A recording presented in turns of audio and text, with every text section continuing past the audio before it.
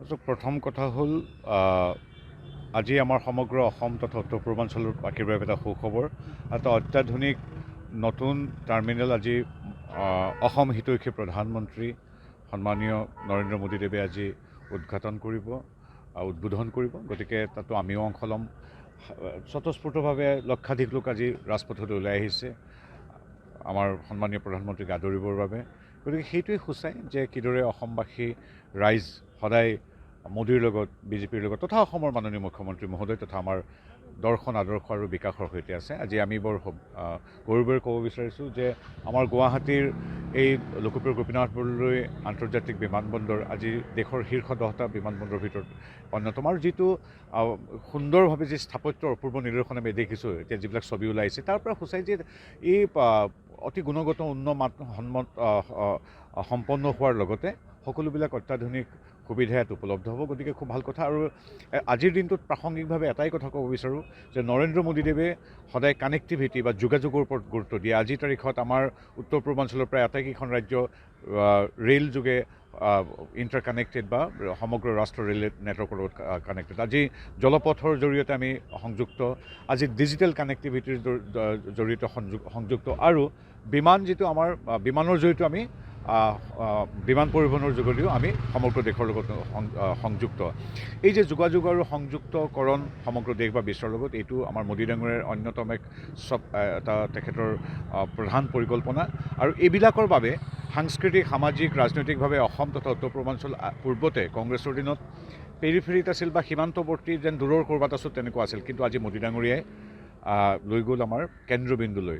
নাও India is not at all at the periphery, but Modi ji has brought Northeast and Assam to the center stage.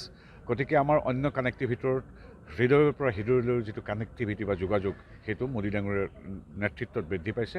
আজি পূৰ্বতে আমি দেখিছিলোঁ অসমৰ মানুহ বা উত্তৰ পূৰ্বাঞ্চলৰ মানুহ সোধে ক'ৰ পৰা আহিছে, এই অৰুণাচল বা অসম ভাৰততে আছেনে, কেনেকৈ যায়, পাছপৰ্ট লাগে নেকি?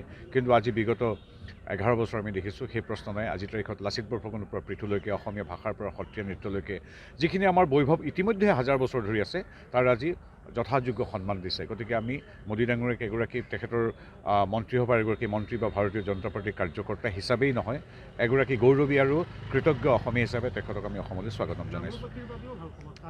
আজি মই এতিয়া ইয়াত কৈছোঁ, হয় নামৰূপৰ এতিয়া চাওক, এইটো 3-4 গুণ বৃদ্ধি পায়, যিটো পৃথিৱীৰ ভিতৰত অন্যতম এক শ্ৰেষ্ঠ আধুনিক প্ৰযুক্তি সম্পন্ন সাৰ কাৰখানা হ'বলৈ গৈ আছে, যিটোৰ বাবে আমি সমগ্ৰ অসম, কেৱল উজনি বা নামৰূপ বুলি নহয়, সমগ্ৰ অসম অপেক্ষাৰত আছিলোঁ। আজি নামৰূপৰ সাৰ সমগ্ৰ বিশ্বলৈ ৰপ্তানি হ'ব। ইয়াতকৈ ভাল কি কথা থাকিব পাৰে?